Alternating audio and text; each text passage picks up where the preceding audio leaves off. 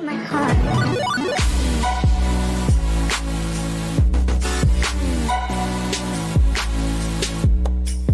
Hey guys, what's up? It's me Hers from Coderswift, and today we are going to learn about recursive programs. So let's start off with a basic definition. A recursive program is a program in which a method calls itself within its own code in order to solve a specific problem. So it basically divides a problem into sub-problems and then solves it. It reduces the size of the code and it reduces the complexities. It is very efficient to use it in your program. So by the end of this video, you will be able to learn what a recursion program is and how to write a recursive program. So let's get started. Open the Xcode and open the playground.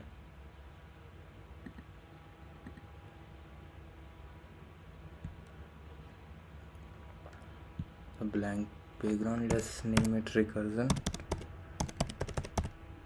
Alright.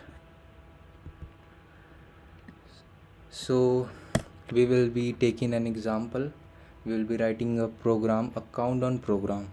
So we will be providing a number inside the code and it will just print the countdown in the sequence like 5, 4, 3, 2, 1.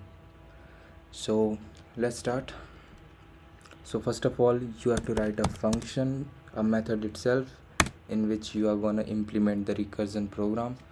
And let's name it count and pass the parameters number. It will be int, of course.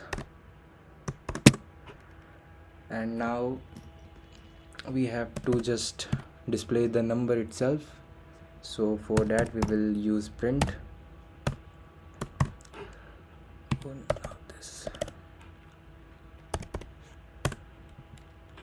And now if else statement. So if num will be equal to 0, it will stop executing and it will just print countdown complete. Alright, now for the else statement, we will write the syntax. So this is the place where we are gonna apply the recursion. We will just be calling this function count itself in this else statement. So let's just do it. Count num, it will be num minus 1 or decrement. So it will decrease the number by 1 and then it will re-execute the program count. So that's recursion, that's basically recursion. And now outside the function, we will just first of all we will just print countdown start.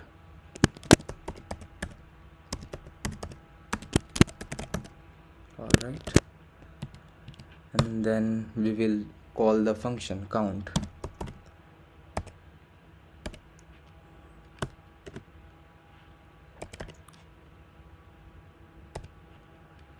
And let's pass the value, let's say 5. Alright, so here we go, our code is complete. Let's run it.